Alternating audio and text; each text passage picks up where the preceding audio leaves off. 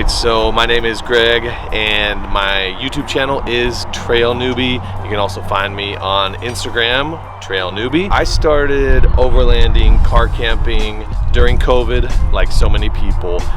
This is my first Jeep, not my only Jeep. We do have one more Jeep in our family, but I'd love to take you through the rig here. Up front, worn Elite steel front bumper with the bull bar there, and then I believe that's a Xeon 10, a VR10 Evo winch, which I did all of that kind of in the first year. And because I'm trail newbie at the time, I had no idea what I was doing. I just didn't want to get stuck, so did a pretty solid upgrade on the overall front bumper. Come around this way and we'll talk just quickly about the lift and the tires here.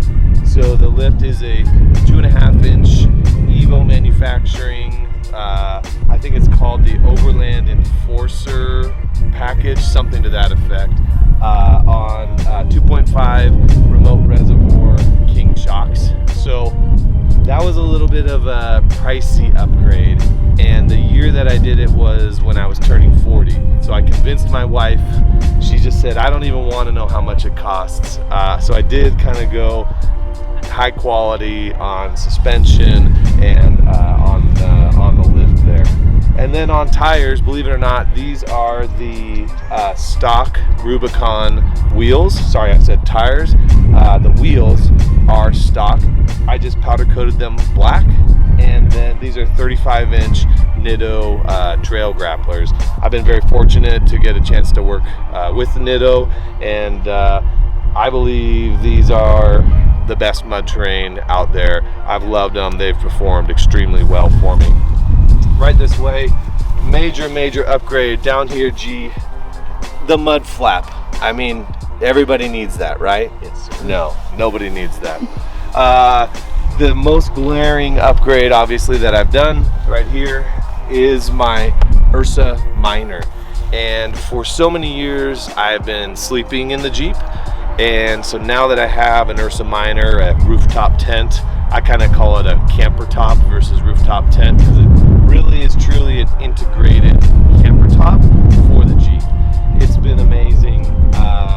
To me, it feels like a mansion on wheels, versus I used to sleep literally from here to here inside the Jeep. I'm relatively tall, 6'4". At least I was in high school. I'm probably 6'3" now as I've gotten older and shrunk a little, but the Ursa Minor has just been incredible. Maybe while we're on this side, are we able to just take a peek inside? So the cool thing about the Ursa Minor is that you get this full area still back here. To be able to get in, you can stand right here, and I can stand all the way up, and my head does not touch the top. So I can change my clothes, standing, all of that sort of stuff, which is really nice to be out of the weather and be able to do that. And so being able to sit in here when there's inclement weather and so on, I think is a big plus. So if you want to peek up inside there, you can see that the Ursa Minor is very unique because you enter it from inside the vehicle. You don't have a ladder on the outside of your vehicle, which allows you to have, awnings in different locations. You don't need a ladder to get in. You enter through the inside of the vehicle. Again, more kind of camper-esque really than a rooftop tent. So that is the Ursa Minor. The biggest upgrade that I've done to the Jeep this year was the addition of the Ursa Minor. Round back. This is a Rhino Rack Batwing awning. No shade on Rhino Rack, but it's not necessarily like the best awning out there or anything. It's just what came with the Ursa Minor. It's actually been very good for me.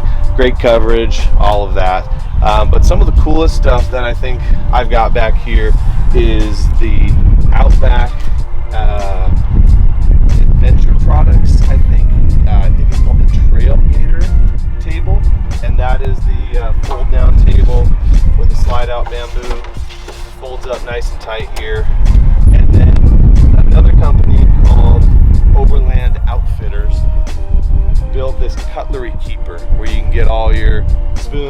stuff all right at hand where you need it at camp. I'll talk about this in a second, but there's one kind of really cool thing, which is the Dometic, I think it's called Hydration Go Jug, something to that effect. And the tube you can get from American Adventure Labs, a little kit that allows you to pop this on the back here. You can take that, pop it on there, and then as you're kind of got a little bit of a kitchen here, you've got running water right there.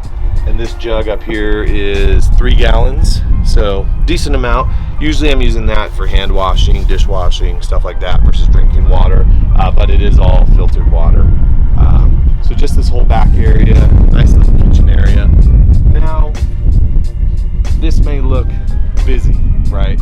I have at all times basically everything I need inside the Jeep to be able to leave on a moment's notice. And it's funny, we were joking with a friend yesterday, just add water. It's like literally all I need to do to the Jeep, just add water if I'm going to go out on a trip. I do have a lot of dry food in here, a lot of camping goods and so on.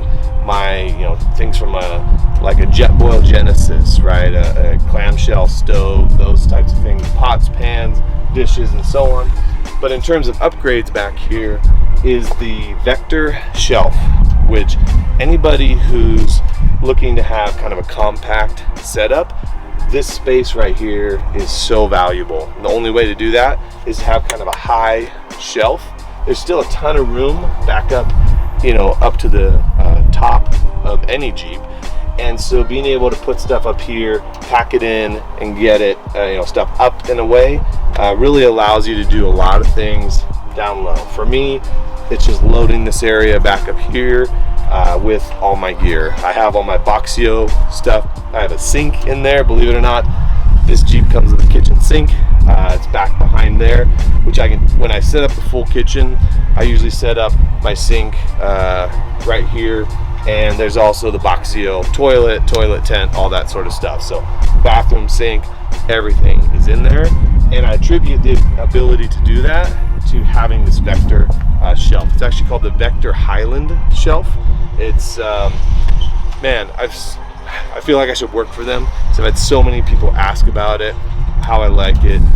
It's probably one of my favorite upgrades is that Vector Highland shelf. Going around this way, and one unique thing about the Ursa Minor when it was all put together is the ability to have kind of the integrated rotopack mounts here.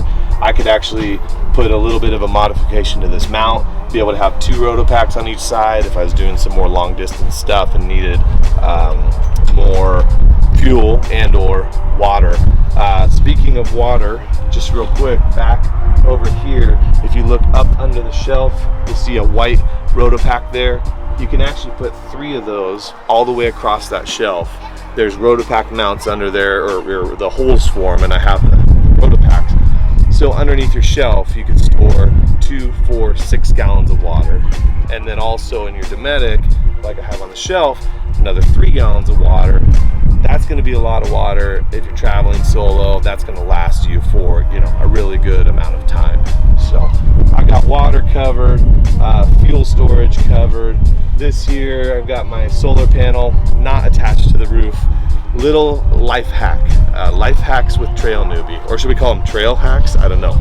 Is just put your solar panel on top of your awning, and it doesn't need to be down on the ground tripping over wires and stuff like that. And I just got that running in, charging an Anchor battery that's there on my back shelf. Around this way,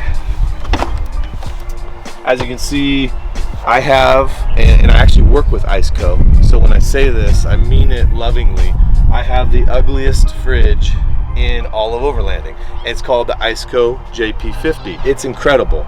The footprint of it is one of the smallest footprints if you go kind of like length and width, which I needed, but it's very, very tall. So you get 50 liters with that fridge, but it can fit, just pop it right there in your back seat and you're good to go.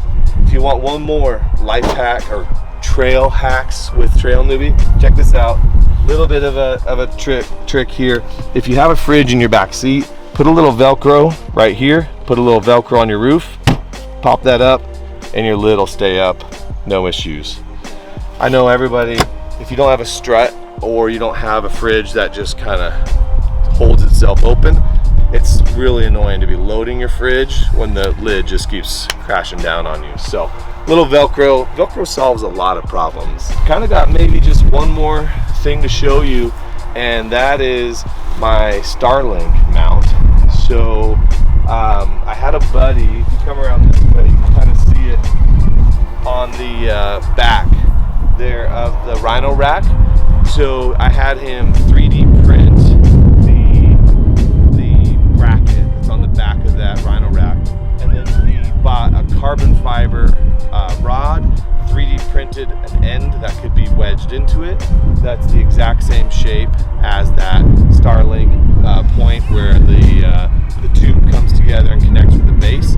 Basically make this exact same format so that I can get my Starlink up and out of the way from the Ursa Minor, because that Ursa Minor has the front pop up as well, and so getting everything out of the way was key for me to do. So a custom Starlink mount, it really worked out well.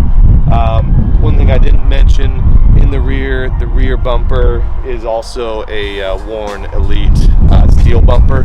I got a lot of weight in my front and rear bumpers, but you know, if I'm in a vehicle accident, either tree or a vehicle, steel bumpers I think are gonna help me out a lot in terms of safety and so on. So that's the rig walk around G. It's been awesome to be able to show the vehicle to you. Really appreciate you taking the time to do this, man. Favorite trip that I've done so far was a multi-day trip that started at Levitt Lake, California. This was with Kevin Rhino Off-Road and Mike Flyfisher 530. We did this about 2 years ago. Levitt Lake, went down to an area, an old mining district called Masonic. Stayed there for a night, but really what made this my favorite trip was our final stop, which was Kavanaugh Ridge, which is on the east side of the Sierra Nevada mountain range, about halfway up California. It's off the 395, and you are at, gosh, I don't even know, 11,000 feet in elevation.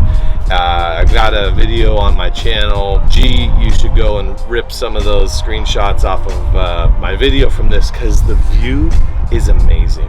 11,000 feet, and you're on the edge of a cliff, and down below you is the Hoover Wilderness.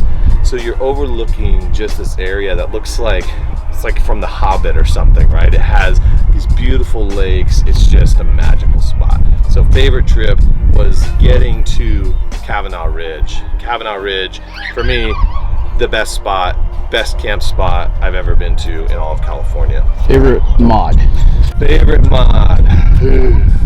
So it's like kind of two answers here.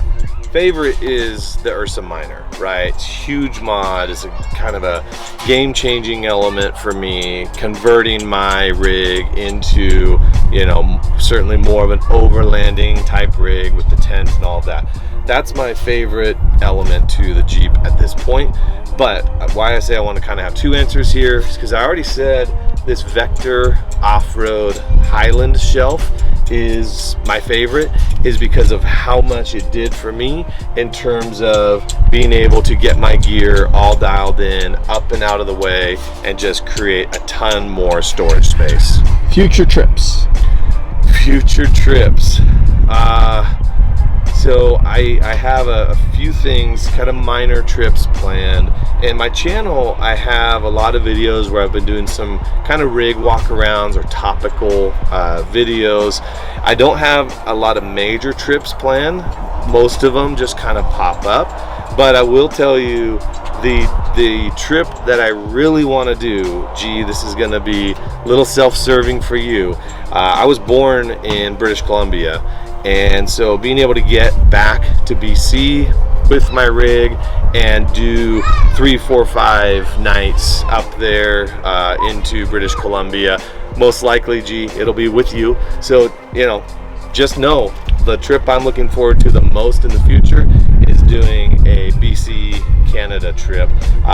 That's probably time horizon, I think that's about a year out. It'd be great to do something like that next summer. So maybe we just committed to it, you know, something like that. I would love to get up to BC. Thanks again, G. This was awesome to do with you. Again, you can find me on YouTube, and the channel is TrailNewbie, all one word. And then on Instagram, it's at TrailNewbie, all one word. Also have a website, trailnewbie.com. People, you know, can find my email address there. So people who have questions, anything like that, feel free to reach out to me.